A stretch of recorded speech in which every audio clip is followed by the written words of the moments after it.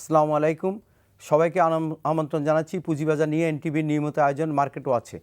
আমি আপনাদের সাথে আছি মোহাম্মদ রকিবুর রহমান। আজকে আমরা পুঁজিবাজারের 2015 সাল শেষ হতে যাচ্ছে এবং 2016 সাল ইনশাল্লাহ শুরু হতে যাচ্ছে। 2015তে আমরা অনেক পুঁজিবাজারের বিভিন্ন দিকের বিভিন্ন দুর্বলতা দিকগুলি কাটিয়ে আমরা একটি সফল পুঁজিবাজার গড়ে তোলার জন্য আমরা 2016-র অপেক্ষায় আছি এবং আমরা আজকে আলোচনা করব যে 2015তে পুঁজিবাজারে কি চরম অবস্থা ছিল, যে চরম অবস্থা থেকে আমরা পুঁজিবাজারকে উত্তরণের চেষ্টা করছি সবাই মিলে।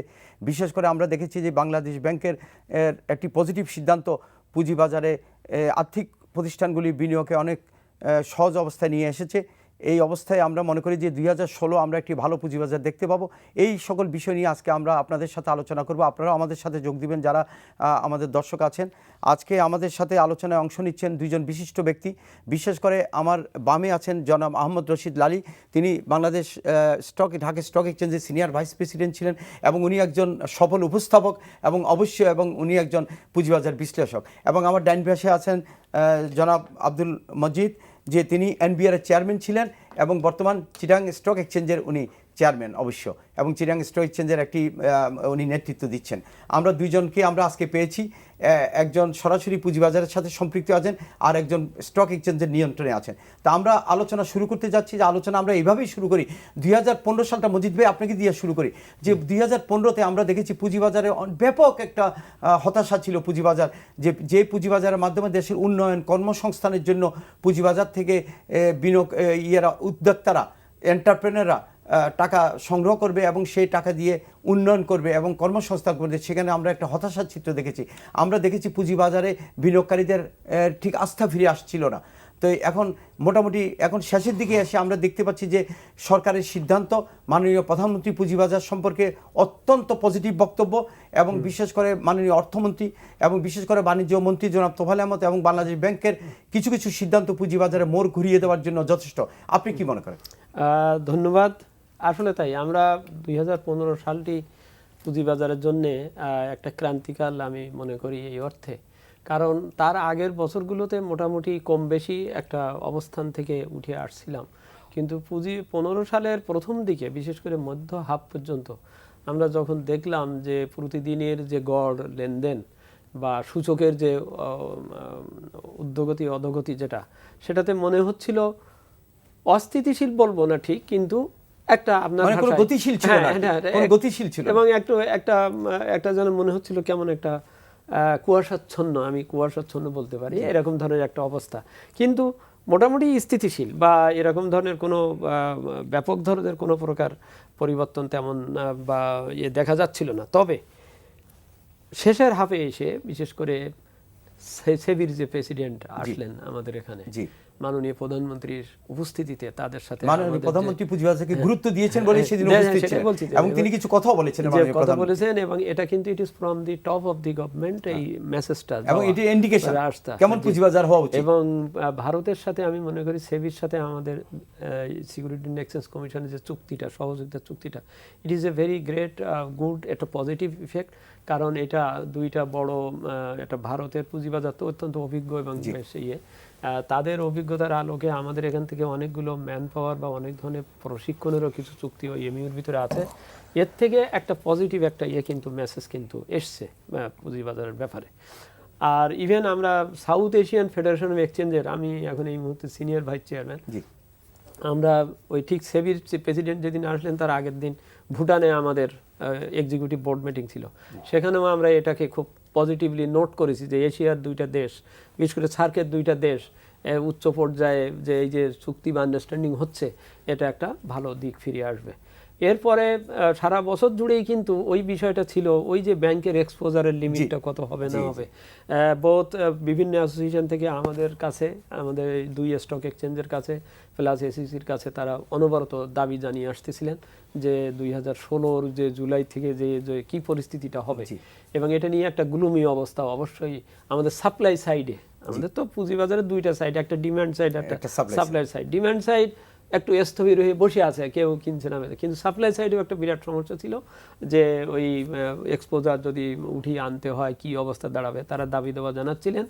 বাংলাদেশ ব্যাংক তার ওই যে কোম্পানি আইনে যে ক্ষমতা আছে সেই ক্ষমতার বলে তারা সবশেষে গত সপ্তাহের আগের সপ্তাহে তারা সিদ্ধান্তটা নিয়েছেন যে ঠিক আছে আপনাদের সাবসিডিয়ারিতে যে সমস্ত বিনিয়োগ আছে সেগুলো আমি কাউন্টিং এর ভিতরে ধরবো না বা ধরা হবে না। পুঁজিবাজার ইনভেস্টমেন্ট কাউন্টিং থেকে বের করে নিয়ে আসার ফলে নিয়ে আসা মানে এটা একটা ব্যাপক কিছু অর্থ পুঁজিবাজারে বিনিয়োগের সুযোগ হয়েছে এবং সাথে সাথে শেয়ার বিক্রির যে একটা চাপ ছিল সেটা থেকে তারা অব্যাহতি পেয়েছেন এবং ওনাদের ভিতরে যে এক ধরনের একটা কি হবে এই যে ভাবটা সেটা কিন্তু অনেকটা কেটে গিয়েছে। আমরা আশা করি আপনি যথার্থই বলেছেন 2015 সমাপ্তির এই যে পজিটিভ নোটগুলো এটা 2016 থেকে আমরা ব্যাপক একটা পরিবর্তন আশা করছি। জনাব আহমদ রশিদ লালী, আপনি তো অত্যন্ত অভিজ্ঞ সম্পন্ন এবং বিশ্লেষক এবং নিজেও এই ব্যবসার সাথে জড়িত। আপনি এই 2015টাকে কিভাবে দেখছেন? 2000 ব্যর্থতা এবং সফলতা, এবং যেই সফলতা যেই সিদ্ধান্তগুলি 2015 শেষ দিকে হয়েছে সেগুলি কিভাবে 2016কে প্রভাবিত করবে একটু বলবেন কাইন্ডলি। ধন্যবাদ। আমরা প্রায় 2015 শেষ পর্যায়ে চলে এসেছি। আমরা 2015-তে একটা বিরাট অংশ জুড়ে দেখেছি বাজারটা ডিপ্রেস থাকতে, এবং সেখানে যে জিনিসটা আমরা দেখেছি যে বাজারে কিন্তু কনফিডেন্সের হানি ছিল ব্যাপক আকারে, এবং যে কারণে আমরা দেখেছি যে বড় বিনিয়োগকারীরাও সাইডে বসেছিল, অ্যাক্টিভিটিস ছিল না, এট দ্য সেম টাইম ইনস্টিটিউশনরাও অ্যাক্টিভিটিস করতে পারেন না। মানে প্রাতিষ্ঠানিক বিনিয়োগকারী একেবারে জি, তো প্রাতিষ্ঠানিক বিনিয়োগকারীরা অ্যাক্টিভিটি করতে পারেন নাই। সেটার কারণ কিছুটা মজিদ ভাই টাচ করেছেন যে ব্যাংকের এক্সপোজার নিয়ে, পুঁজিবাজার এক্সপোজার নিয়ে অনেক দ্বিধাদ্বন্দ্বে ছিল, যেটা যাই হোক আমাদের কিছু ইন্ডিভিজুয়ালসদের মধ্যে, তার মধ্যে আপনিও ছিলেন, আমাদের প্রচেষ্টায় আমরা চেষ্টা করেছি এবং সেটা সফল হয়েছি। অন্তত লং টার্ম ইকুইটি যেটা ছিল সাবসিডিয়ারিগুলো, সেগুলো আর কাউন্ট করা হবে না, এবং সেখান থেকে প্রায় 5,500 থেকে 5,700 কোটি টাকা আমরা বের করতে পেরেছি। So that is one. আমরা যদি 15 সালকে দেখি এইভাবে, যে 15 সালটাতে অনেক ব্যাপক চেঞ্জ হয়েছে, অনেক অ্যামেন্ডমেন্টস হয়েছে, এসইসি অনেক কাজ করেছে, এবং সেখানে আমি দেখতে পাই যে একটা মোটামুটি রিকনসিলিয়েটিভ একটা ইয়ার আমরা বলতে পারি পুঁজিবাজারের জন্য। এবং আপনি যে কথাটা খুব সঠিকভাবে বলেছেন যে আমরা 2016 সালে একটা টেক অফের সিচুয়েশনে আশা করছি। সো এই জিনিসটাও কিন্তু সঠিকভাবে বলেছেন, এবং আমিও আশা করছি যে 2016 সালটা খুব পজিটিভলি যাবে ইনশাল্লাহ, এবং আশা করছি যে টেক অফের একটা, এবং এই কথাটা কিন্তু এসইসি চেয়ারম্যান সাহেবও বলেছেন যে 2016 সাল টেক অফের টাইম। তো এই সকল বিষয় যদি আমরা দেখি তাহলে আমরা বলবো যে হ্যাঁ, হয়তো 2015 সালে আইপিও কম এসছে, যেখানে এর আগের বছরে 19টা আইপিও এসছে, সেখানে 10টা আইপিও মাত্র এসছে। আইপিও মার্কেটটা খুব ভালো ছিল, primary market was very good 2015-তে। সেখানে আমরা দেখতে পেরেছি যে 15 টাইমস, 10 টাইমস, 20 টাইমস পর্যন্ত আমরা দেখেছি সাবস্ক্রিপশন হতে। সো অল ইন অল আমি যদি এক বাক্যে বলি যে 2015 সাল পুঁজিবাজারের জন্য একটা রিকনসিলিয়েটিভ একটা ইয়ার ছিল, এবং এইটার প্রতিফলন আমরা 2016 সালে দেখতে পারবো। আপনি খেয়াল করেন যে বাংলাদেশ ব্যাংক যেটা পুঁজিবাজার এক্সপোজার থেকে তুলে নিল, সেটা কিন্তু 1 জানুয়ারি থেকে ওনারা কার্যকর হবে। সো কাজেই আমরা এই কথাটা বলতে পারি অনায়াসে যে আরো 2টা জিনিস আমরা কিন্তু কাজ করেছি, আপনিও করেছেন। সেটা হলো যে 2 বছর এক্সটেনশন ইসের এক্সেস যেটা এক্সপোজার ছিল সেইটার সমন্বয় করার জন্য 2 বছর সময় বর্ধন, সেইটার উপরেও কাজ হচ্ছে। এবং এটার সাথে যেটা নন লিস্টেড কোম্পানিগুলো যেটা লিস্টিং এ চলে আসতো, মানে এক্সপোজারে চলে আসতো, সেইগুলো কিন্তু আলোচনা অলরেডি চলছে। খুব শিগগিরই আমি মনে করি কেন্দ্রীয় ব্যাংক এটা কনসিডার করবে। যে আপনি সেটা মনিটর করছেন, আমরা জানি যে আপনিও সেটার পিছে লেগে আছেন, আমরা সবাই মিলে কাজ করছি। আশা করছি যে ওই জিনিসটাও আমরা 16 শুরুতে পেয়ে যাব। এই সকল বিষয় যদি আমরা একত্র করি। জনাব আহমদ রশিদ লালী, দুই একজন আছেন, দর্শক আছেন যারা প্রশ্ন করতে চাচ্ছেন। প্রিয় দর্শক, আপনার নামটি বলে প্রশ্নটি করুন। জি, আসসালামু আলাইকুম। তো আমি রকিব বলছি মিরপুর থেকে। ভালো আছেন? জি আলহামদুলিল্লাহ, আপনি কেমন আছেন? জি আলহামদুলিল্লাহ ভালো আছি। আমার প্রশ্ন হলো যে 2015 তো গেছে, যে আপনার ব্যাংকের এক্সপোজার এই সেই বিভিন্ন ধরনের সমস্যার জন্য আসলে পুঁজিবাজারটা একদম মানে কি বলবো একদম ডিপ্রেসড অবস্থায় ছিল। হ্যাঁ, তা আমরা আশা করছি 2016, যেমন লালি ভাই বলতেছেন 2016টা ভালো হবে। বাট আজকে আমি so far today I have seen in the news paper যে এই যে আপনার ডিমিউচুয়ালাইজেশন করেছেন মার্কেটটাকে ভালো করার জন্য, একজন কি করেছে, রিজাইন দিয়েছে দেখলাম। আবার চিটাং থেকে যে এমডি ছিলেন ওখান থেকে একজন উনি রিজাইন দিয়েছেন, একজনকে টার্মিনেট করা হয়েছে, এটাও দেখলাম। তো এটা কি সর্ষের মধ্যে ভূতের মতো অবস্থা না? How can we expect that 2016 can B a good যদি ম্যানেজমেন্টের মধ্যে এই ধরনের একটা বিশৃঙ্খলা থাকে? এটি আমার প্রশ্ন আর কি। জি জি, আরেকটি প্রশ্ন আছে প্রিয় দর্শক, আপনারা প্রশ্নগুলি একটু মনে করে রাখবেন। যে আরেকজন দর্শক, প্রিয় দর্শক আপনার নামটি বলে প্রশ্নটি করুন। হ্যালো। জি আসসালামু আলাইকুম। হ্যালো, জি আসসালামু আলাইকুম। জি ওয়ালাইকুম আসসালাম। জি, আমি টিভি চ্যানেলের মধ্যে সবসময় শ্রদ্ধেয় অতিথিরা বলেন ফান্ডামেন্টাল দেখা শেয়ার খরিদ করার জন্য। জি, তো আমি পিএসসি মিউচুয়াল ফান্ড 10 টাকার মিউচুয়াল ফান্ড আজকে থেকে 4 বছর আগে কিনছি। সেই মিউচুয়াল ফান্ডের দাম এখন 4 টাকা। 10 টাকার মিউচুয়াল ফান্ড যদি 4 টাকা আসে তাহলে আমরা কিভাবে বাঁচবো? এবং এই মিউচুয়াল ফান্ডগুলি যারা দেখেন তারা কিভাবে মিউচুয়াল ফান্ডগুলি করেন, পরিচালনা করেন, সেটা আমাদের একটু জানার বিষয়। আরেকটা হলো জি, জি। তিতাস গ্যাস। তিতাস গ্যাস হলো সরকারি শেয়ার, এটা ফান্ডামেন্টাল শেয়ার আপনারা বলেন। এই ফান্ডামেন্টাল শেয়ার কিনা আজকে 4 বছর যাবত আমি কিনা রাখছি, অথচ সেই 80 টাকা 83 টাকা 90 টাকার শেয়ার আজকে 46 টাকায় চলে আসছে। তো এইগুলি নিয়ে এসএসসি বা সিইসি তারা কোন রকমের কোন করতেছে কিনা, সরকার এগুলির দিকে দেখতেছে কিনা? এই যে জি জি জি জি, আপনার প্রশ্ন আমরা বুঝতে পেরেছি। এবং তিতাস গ্যাস নিয়ে আমরা অনেক আলোচনা হয়েছে, সেখানে বিআরসির একটি সিদ্ধান্তের কারণে এটা ক্ষতিগ্রস্ত হয়েছে। সেই ব্যাপারে Bangladesh security exchange commission, Dhaka এবং চিটাং স্টক এক্সচেঞ্জ সবাই কাজ করছে, আপনারা হয়তো এটা জেনেছেন। মজিদ ভাই, আপনি কি বলবেন যে প্রথম প্রশ্নটি যেটা বলেছিল ম্যানেজমেন্টের, যে ডিমিউচুয়েশন হওয়ার পরে, যেটা আপনি তো ডিমিউচুয়েশন হওয়ার পরে আপনি চেয়ারম্যানের দায়িত্ব নিয়েছেন, সেখানে টার্মিনেশন বা এটা ওইটা এগুলির ব্যাপারে প্রশ্ন করেছেন, আপনি কিছু বলবেন? না, এগুলো হচ্ছে প্রশাসনিক বিষয়, পরিচালনগত প্রশাসনিক বিষয়। ডিমিউচুয়ালাইজেশন একটা বড় ধরনের পরিবর্তন, এবং এটার পরিবর্তনটাই হচ্ছে মূলত পরিচালনা থেকে ব্যবসাকে আলাদা করা এবং মালিকানা আলাদা করা, এবং সেটা যথাযথ নিয়ম অনুযায়ী চলছে। এখন চলতে গেলে একটা অফিসের ভিতরে, কাজের ভিতরে তো নানান ধরনের বিষয় আসতে পারে, এবং সেটা সেইভাবে চলছে। এটার সাথে আমি মনে করি পুঁজিবাজারের, পুঁজির কাজের, পুঁজির ব্যবসার বা পুঁজির কোনো বিষয়ের সাথে এর খুব বেশি সরাসরি সংশ্লিষ্টতা নেই। জনাব আহমদ রশিদ লালী, যে ওই যে বলেছে যে একটা মিউচুয়াল ফান্ডের দাম 4 টাকা হয়ে গেছে, একটা ভালো মিউচুয়াল ফান্ড, এটা ওনারা বলছেন যে আমরা তো ফান্ডামেন্টাল শেয়ারের বাইরে বলতেও পারি না। আমরা তো একটা শেয়ার কেনার সময় আমাকে বলতে হবে আপনি শেয়ার ব্যবসা অবশ্যই একটা ঝুঁকিপূর্ণ, সেখানে আপনি আপনার টাকা বিনিয়োগ করবেন, সেখানে অবশ্যই দেখে এবং বুঝে পুরা বিশ্লেষণ করে আপনি বিনিয়োগ করবেন, এটাই তো স্বাভাবিক। তো এই ব্যাপারে আপনি কি বলবেন যে 10 টাকা শেয়ারটা 4 টাকা, বা মিউচুয়াল ফান্ড কারা পরিচালনা করে, ওই পরিচালনার ক্ষেত্রে কতটুকু প্রফেশনালিজম, কতটুকু অনেস্টি, কতটুকু ডেডিকেশন আছে, that is most important. Thank you. আমি প্রশ্নটা যদি এভাবে বলি যে দেখেন, মিউচুয়াল ফান্ড যেগুলো আছে, আমাদের mutual fund industry is 2% of the capitalisation. এই জিনিসটা কিন্তু ভারতেও প্রায় 25% অফ দ্য ক্যাপিটালাইজেশন। আমাদের এখানে খুব স্বল্প সংখ্যক মিউচুয়াল ফান্ড আছে, আরও বেশি ব্যাপ্তি বাড়াতে হবে। 1, 2, যে সকল মিউচুয়াল ফান্ড বেসিক্যালি 2010 সালে হাই মার্কেট যখন প্রাইস ছিল তখন এসছে, তাদের একটু সমস্যা আছে। 3, যে সকল যারা এইটার পিছনে যারা চালাচ্ছেন তাদের একটু সমস্যা আছে, এবং তারা কতখানি ইন্টেগ্রিটি দিয়ে চালাচ্ছেন, কতখানি তারা বাজার বান্ধব, কতখানি মিউচুয়াল ফান্ডে তারা প্রফেশনালি হ্যান্ডেল করছেন, নাকি এই টাকাগুলো আরেক জায়গায় খাটাচ্ছেন, এবং সেটা ধরাও পড়েছে ইতিমধ্যে, আপনি জেনে থাকবেন, এবং সেটা এসইসি অ্যাকশনও নিয়েছে।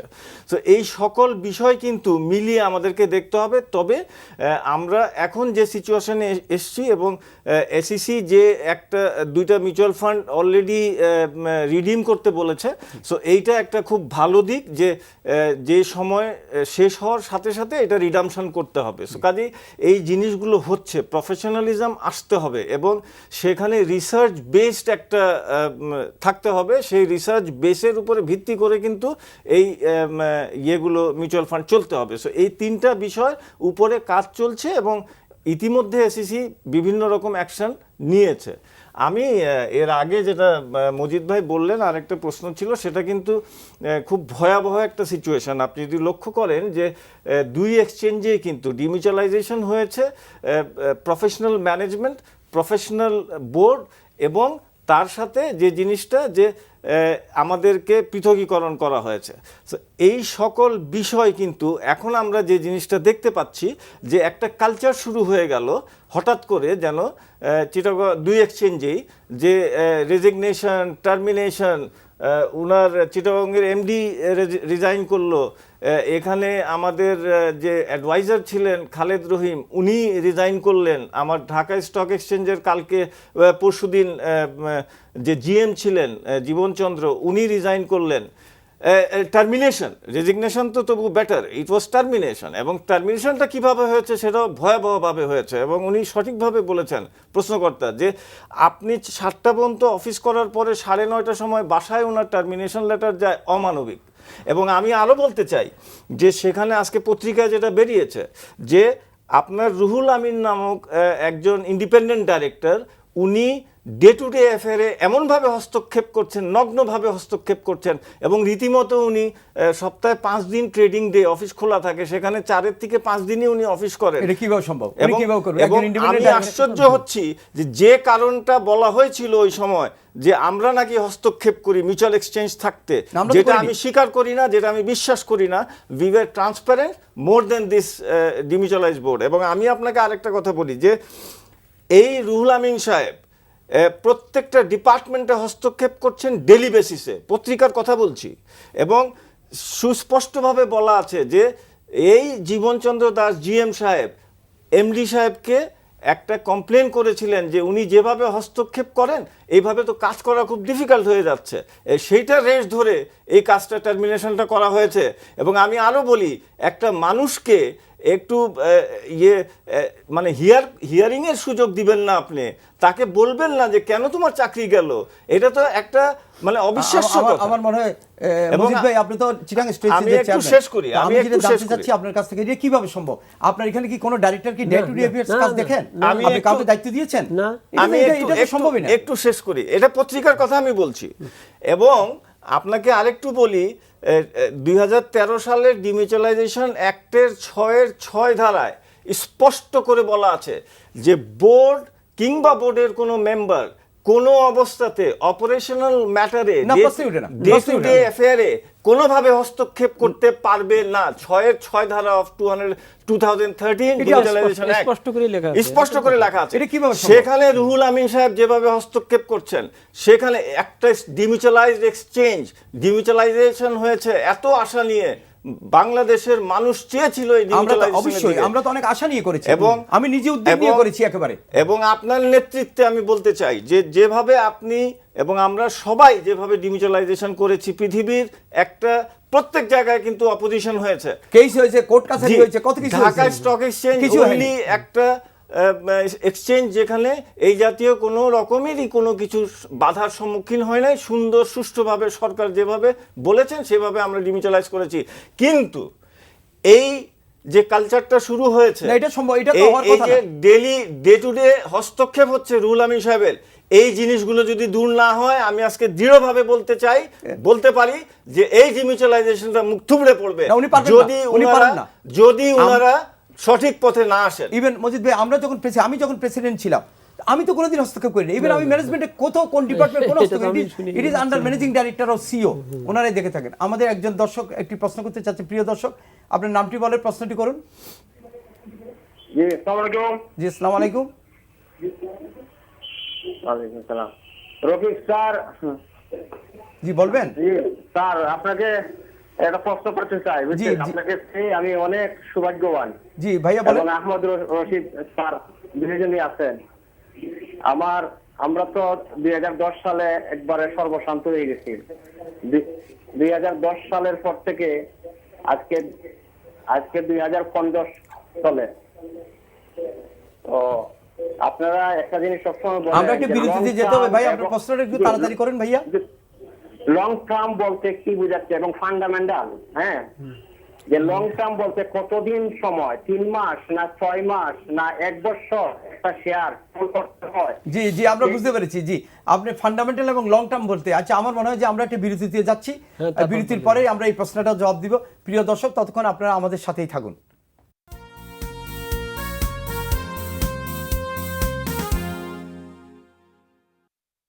দর্শক, আবার আপনাদের মাঝে ফিরে আসলাম। এতক্ষণ আমাদের সাথে থাকার জন্য আপনাদের প্রতি কৃতজ্ঞতা এবং ধন্যবাদ জ্ঞাপন করছি। আমরা যে আলোচনাটাই ছিলাম, মজিদ ভাই যে বলবেন যে উনি ফান্ডামেন্টাল শেয়ারের কথা যেটা বলেছেন, আমি প্রশ্নের উত্তর দিয়ে আমরা অন্য বিষয়ে চলে যাব। জি, কতদিন থাকতে হবে? আমি মনে করি এটা খুব পুষ্টিকর প্রশ্ন। পুষ্টিকর প্রশ্ন এই জন্য কারণ এখানে কনসেপশনের একটা বিষয় আছে। পুঁজি বাজার হচ্ছে আসলে আমি কোম্পানিগুলো পুঁজি নেয়, নিয়ে সে চালায়, এটাই হচ্ছে পুঁজি বাজার। মানি মার্কেটের থেকে বা ফাইন্যান্সিয়াল মার্কেটের থেকে পুঁজি বাজারের পুঁজির পার্থক্য হচ্ছে যে মানি মার্কেটে আপনি 3 মাসের টাকা রাখলেন, আপনি যে কোনো সময় তুলতে 3 মাস, 6 মাস, 1 বছর, 4 আর আপনি বছর, যে কোনো 5 সময় বছর ভাঙাতে পারেন, ওটা কোনো ইয়ে নাই। কিন্তু এখানে হচ্ছে কি যে আপনি আমার কোম্পানিটা শেয়ার কিনেছেন, মানে you are now my partner or shareholder. এখন আপনি আজকে কিনে কালকে যদি এই টাকা আবার উঠাই নিয়ে যান, তো তাহলে তো আপনি আমার সাথে থাকলেন না, আর আপনার ওই পুঁজিটা আমার কোম্পানির জন্য কোনো কাজে লাগলো না। তো সেই জন্য পুঁজিবাজারে এই কারণেই লং টার্ম, সেটা হচ্ছে যে আপনি একটা শেয়ার কিনবেন, সেই শেয়ার কিনে অন্তত মিনিমাম নেক্সট ওই যে আপনার দেওয়া পর্যন্ত, ডিভিডেন্ড ডিক্লেয়ার করা পর্যন্ত তো অন্তত আপনি রাখবেন। রাখলে না আপনার ওই পুঁজিটা আমার কোম্পানির জন্য কাজে লাগলো, এবং ওর থেকে যে রিটার্ন আসলো আমি আপনাকে সেটা দিতে পারলাম। আপনি আমার ডিভিডেন্ড পাওয়া পর্যন্ত, দেওয়া পর্যন্ত আপনি ওয়েট করলেন না বা করতে পারলেন না, তো তাহলে তো এটা লং টার্ম হলো না। এটাই হচ্ছে লং টার্ম। ফান্ডামেন্টালটা ওই যে এটা একটা স্বতঃসিদ্ধ নিয়ম যে আপনার পুঁজি, সকলের পুঁজি নিয়েই একটা কোম্পানি তার পুঁজি গঠন করবে এবং কাজ করবে। একটি ভালো কোম্পানিতে আপনাকে থাকতে হবে, ওর সাথে থাকতে হবে। আমরা এটাই বলি সবসময়, ওই যে খরগোশের মতন হবেন না, হবেন কচ্ছপের মতন। আপনি আস্তে আস্তে যাবেন, গন্তব্যে পৌঁছাবেন। আপনি কিনলেন দ্রুত, মঙ্গলবারে কিনলেন, বুধবারে বিক্রি করলেন, তাহলে তো আপনি ইভেন হয়তো দেখা যাবে যে আপনি আমার কোম্পানির নামটাও জানেন না। তাই এই পুঁজি দিয়ে তো ওই কোম্পানি উপকৃত হবে না, আর আপনার এই পুঁজি স্টেবিলাইজ হবে না, প্রকৃত বিনিয়োগ হবে না। এটা আচ্ছা, আহমদ রশিদ লালী, আমরা মূল একটু জায়গায় এখন আসতে চাই আর কি। আসলে যে বিনিয়োগকারীদের, আপনি কি মনে করেন আমাদের বিনিয়োগকারীদের আস্থা ক্রমে ক্রমে বাড়বে? বিনিয়োগকারীরা, বড় বড় বিনিয়োগকারীরা আবার ফিরে আসবে, প্রাতিষ্ঠানিক বিনিয়োগগুলি আবার বিনিয়োগে থাকবে, এবং বিশেষ করে মিউচুয়াল ফান্ড যারা পরিচালনা করবে তারা প্রফেশনালি মিউচুয়াল ফান্ড পরিচালনা করবে বা পোর্টফোলিও করবে, বা এই ধরনের নানামুখী কর্মকাণ্ড পুঁজিবাজারকে গতিশীল করতে সাহায্য করবে। এই ধরনের প্রবণতা আপনি কতটুকু দেখতে পাচ্ছেন? জি, থ্যাংক ইউ। আপনি অনেকের সাথে কথা বলেন। জি, আপনি দেখেন একটা জিনিস, সেটা হলো যে 2015 সালে যে জিনিসগুলো আমরা দেখেছি সেগুলো আমরা অলরেডি অতিক্রম করে আসছি, এবং সেখানে আমরা দেখেছি কনফিডেন্স লেভেলটা খুব লো ছিল, এবং সেই কারণটা হলো 1 নম্বর যে আমার বড় বিনিয়োগকারীরা অ্যাক্টিভিটি করে নাই, অ্যাক্টিভ ছিল না, এবং at the same time institutional ইনভেস্টররাও অ্যাক্টিভ ছিলেন না। এখন এবং এই দুইটা গ্রুপ যদি অ্যাক্টিভিটি না করে পুঁজিবাজারে, তাহলে পুঁজিবাজারটা কিন্তু স্থবির হয়ে যায়। এই অ্যাক্টিভিটি এই দুইজন করলে পরে পুঁজিবাজারটা একটা রোলিং হয়, একটা তার নিজস্ব জায়গায় চলে আসতে পারে, পুঁজিবাজার আসতে সহায়তা করে। এবং এই দুইটা পার্টি যদি অ্যাক্টিভ হয়, থার্ড পার্টি যেটা ফরেন বায়ার যারা আছে, উনারাও কিন্তু অ্যাক্টিভ হয়। মানে হলো যে একটা ভাইব্রেন্ট যদি হয় মার্কেটটা, ভাইব্রেন্ট মার্কেটে কিন্তু ফরেনাররাও কিন্তু ইন্টারেস্ট শো করে। সেই কারণে বলছি যে যেহেতু এইসব অন্তরায় ছিল, এই অন্তরায়গুলো দূর হয়ে যাচ্ছে। আমি আশা করব যে কনফিডেন্স লেভেলটাও একটু হাই হবে, ইনস্টিটিউশনাল ইনভেস্টমেন্টও আসবে বাজারে, বড় ইনভেস্টররাও বাজারে আসবেন, এবং তাদেরকে দেখে ভাইব্রেন্ট হইলে পরে ফরেনাররাও আসবেন। কিন্তু খেয়াল রাখতে হবে যে পুঁজিবাজারের যে সমন্বয়হীনতা আছে, সেই সমন্বয়হীনতাটা দূর করতে হবে। সমন্বয়হীনতা যত সময় দূর না হয়, ততদিন কিন্তু পুঁজিবাজারের রেগুলেটর অনেক। আপনি প্রশ্নকর্তা একটা প্রশ্ন করেছিলেন তিতাস গ্যাস নিয়ে, সেটাও আমি এই প্রসঙ্গে এক্সাম্পল হিসাবে বলি যে দেখেন বিইআরসি যে সিদ্ধান্তটা নিয়েছিল, সেটা কিন্তু তিতাস গ্যাসের রেগুলেটর বিইআরসি, তারা নিতেই পারে।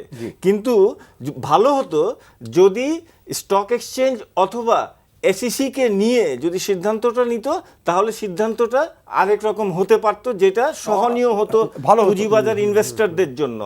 আপনাকে আরেকটা তথ্য দেই যে এই যে 60 লাখ শেয়ার যে বিক্রি করলো ফরেনার, উনারা কিন্তু উনার ব্রোকারকে বলেছেন এই কথা যে আপনাদের স্মল ইনভেস্টরদের ইন্টারেস্ট রক্ষা করার জন্য বিইআরসির সেই দিনকার মিটিংয়ে এসইসির কোনো রিপ্রেজেন্টেশন ছিল না, স্টক এক্সচেঞ্জের কোনো রিপ্রেজেন্টেশন ছিল না, বিধায় আমরা শঙ্কিত যে আমাদের ইন্টারেস্টটা, ইনভেস্টরদের ইন্টারেস্ট কে প্রোটেক্ট করবে। তো এই যে একটা কনফিডেন্সের হানি হলো, যে কারণে উনি শেয়ারগুলো বিক্রি করে দিলেন। এইভাবে আমাদেরকে প্রত্যেক জায়গায় সমন্বয়হীনতার থেকে বেরিয়ে আসতে আসতে হবে, সমন্বয় করতে হবে, সবাই যার যার রেগুলেটরি কাজ করবেন, কিন্তু যেগুলো লিস্টেড আছে সেই লিস্টেড কোম্পানিটা অবশ্যই যাতে এসইসিকে নিয়ে সেই সিদ্ধান্তগুলো নেন, তাহলে একটা সুষ্ঠু ভালো পুঁজিবাজার বিনিয়োগ বান্ধব একটা সিদ্ধান্ত আমরা পাবো। আমি একটু যোগ করি। জি জি মজিদ ভাই বলেন। বিষয়টা হচ্ছে যে এই বছরটা কিন্তু আমাদের জন্য 2015 অনেক crisis 16 ক্রাইসিস গেল, 16 আসছে। এটা আমাদের দুই স্টক এক্সচেঞ্জের জন্য খুব গুরুত্বপূর্ণ বছর, এই কারণেই যে আমাদের ওই স্ট্র্যাটেজিক পার্টনার খুঁজতে হবে বা পেতে হবে। স্ট্র্যাটেজিক পার্টনার যে আসবে সে তো দেখবে আপনার টোটাল বাজারের পরিস্থিতিটা কি, সিনারিওটা কি, বা আপনার স্ট্র্যাটেজির ভবিষ্যৎ কি, আপনার স্ট্রেংথ কি, আপনার শরীর স্বাস্থ্য সুনাম কেমন ইত্যাদি, এই ব্যাপারগুলো গুরুত্বপূর্ণ। সেই কারণেই ওই যেমনটি লালি ভাই বলতেছিলেন যথার্থই, যে আমাদের এই প্রাতিষ্ঠানিক বিনিয়োগগুলো এরা যদি সবাই সমন্বিতভাবে এগিয়ে আসেন, পুঁজিবাজারের স্বাস্থ্যটা যদি সার্বিকভাবে ভালো হয়, তাহলেই কিন্তু ফরেন ইনভেস্টররা, এমনি কিন্তু ইনভেস্টমেন্টের একটা বেসিক পলিসি হচ্ছে প্রথমেই প্রত্যেকেই দেখে যে ওই দেশের লোকেরা আগে বিনিয়োগ করে কিনা, অবশ্যই না করলে আমি কেন যাই বাইরের থেকে ওখানে। অর্থাৎ ওই যে আমরা সবসময় বলি না যে বেসরকারি বিনিয়োগ এর একটা রেশিও ভালো না হলে কিন্তু আপনি এফডিআই প্রত্যাশা করতে পারেন না। এই কারণেই যে ওরা দেখে যে এখানকার ওদের নিজস্ব বিনিয়োগ কত বা নিকট প্রতিবেশীর বিনিয়োগ কত, তাহলে দূরের বিনিয়োগকারী আসবে। আমাদের এই বছরটায় 2016-তে যেহেতু আমাদের বড় ধরনের স্ট্র্যাটেজিক পার্টনার বা এই বিনিয়োগ প্রত্যাশা করতে হবে, নর্মাল বিনিয়োগ। সবচেয়ে বড় কথা মজিদ ভাই, আপনি কোন দেশের পুঁজিবাজার যদি শক্তিশালী না হয় তাহলে সে দেশে ডাইরেক্ট ইনভেস্টমেন্টও কমে যাবে, না কমে যাবে, কারণ কোনো সময় এদেরকে বের হতে হবে। বের হওয়ার জন্য সবচেয়ে বিশ্বস্ত জায়গা হলো ক্যাপিটাল মার্কেট। ক্যাপিটাল মার্কেটের মাধ্যমে তারা ইনভেস্ট করবে, ক্যাপিটাল মার্কেটের মাধ্যমে তারা বের হবে। এই যে একটা সুযোগ সুবিধা পৃথিবীতে দেওয়া আছে, এই কারণেই এই প্রক্রিয়াটাই এবং সমন্বয়ের কথাটা যেটি বললেন সেটাও তাই। একটা সঙ্গীত ভালো হয় শুধু গায়কের দ্বারায় না, অনেকগুলো ইনস্ট্রুমেন্ট, সুরকার, ইনস্ট্রুমেন্ট, গীতিকার সকলের সমন্বিত। তো সুতরাং উনি যথার্থই বলেছেন, যেসব লিস্টেড কোম্পানি যাদের ব্যবসার সাথে বিভিন্ন প্রতিষ্ঠান জড়িত, যেমন বার্ক হয়তো তার দামের ব্যাপারে, কিন্তু সেটার কেনা বেচা। আচ্ছা মজিদ ভাই, দুইজন দর্শক টেলিফোন করতে চাচ্ছে। প্রিয় দর্শক, নামটি বলে আপনাদের প্রশ্নই করুন, তবে সংক্ষেপে করার একটু চেষ্টা করবেন যাতে আমরা উত্তর দিতে পারি আর কি। জি স্যার, আমার নাম হচ্ছে আপনার মোস্তাফিজুর সোহেল। আমি আপনার বলতে আপনার ইয়ে থেকে কক্সবাজার থেকে বলতেছি। জি বলেন। আমার প্রশ্ন হচ্ছে, আমি 1997 সালে রূপন এয়ারলাইন্স ফ্রিজ কিনছিলাম 3200। তখন আমি ছিলাম আপনার মানে ছাত্র ছিলাম আর কি। কারণ আমার রূপন এয়ারলাইন্স ফ্রিজ তখন আমি ওখানে অফিসে ট্রান্সফারের জন্য আপনার জমা দিয়েছিলাম, তখন কিন্তু ওই আমাকে রিসিভ দেওয়া হয়েছিল। আমরা ঠিক বুঝতে পারছি না ভাইয়া, আপনার প্রশ্নটা কি আমরা বুঝতে পারছি না। আওয়াজটা কাটা কাটা আওয়াজটা কাটা কাটা আসতেছে, তো কি বিষয় বলছেন বুঝতে পারছি না ভাইয়া, একটু সংক্ষেপে বলেন বিষয়টা কি। ফ্রিজের শেয়ারগুলো জমা দিয়েছিলাম 1997 সালে আপনার ঢাকায়, আপনার ওই মতিঝিলে রূপন এয়ারলাইন্স ফ্রিজের যে অফিসটা ছিল ওখানে দিয়েছিলাম। কি শেয়ার, কি company share? Rupan oil and fridge. Rupan oil and কোম্পানির। আচ্ছা, এখন ওই শেয়ারটা এখনো পর্যন্ত বন্ধ। আপনার শেয়ারটা ওখান থেকে আপনার মানে আনতেও পারিনি, এখনো আমার কাছে রিসিভ করা রয়ে গেছে। তা আপনি এই ব্যাপারটা তো আপনি স্টক এক্সচেঞ্জের কাছে লিখতে পারেন, সিকিউরিটি এক্সচেঞ্জ কমিশনের কাছে লিখতে পারেন। কাইন্ডলি আপনি লিখেন আপনি যে অসুবিধা ফিল করছেন, কখন জমা দিয়েছেন, কি জমা দিয়েছিলেন, কেন পাচ্ছেন না, প্লিজ আপনি এগুলো একটু লিখেন। আপনি দরখাস্ত দেন, আপনি লেখেন, পার্টিকুলার আপনার কাগজপত্র জমা দিয়ে আপনি লেখেন, তো সেখান থেকে তো আপনি সব কিছু পেয়ে যান। জি প্রিয় দর্শক, আপনার নামটি বলে প্রস্তুতি করুন। হ্যালো, জি আসসালামু আলাইকুম। ওয়ালাইকুম আসসালাম।